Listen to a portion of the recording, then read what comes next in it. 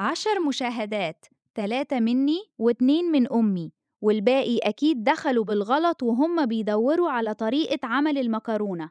يا مروان، البقال تحت بيسأل على حسابه وأختك عايزة مصاريف الكلية. حاضر يا أمي، هي نزلي شيك من يوتيوب الصبح وهسدد طوب الأرض. يفرك مروان وجهه بيأس.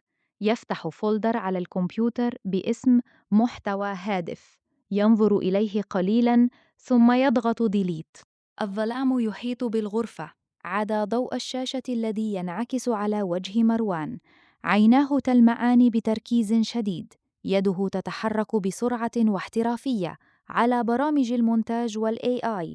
يدمج مقطع فيديو لحفرة عادية تحت بيت قديم مع مجسم ثلاثي الأبعاد لتمثال فرعوني ذهبي، ويعدل الإضاءة لتبدو واقعية تماماً.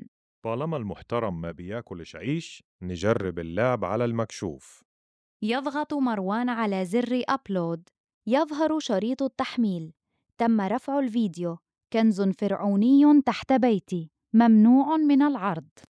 صوت إشعارات الهاتف لا يتوقف. تيت تيت تيت متواصلة. مروان يستيقظ مفزوعاً.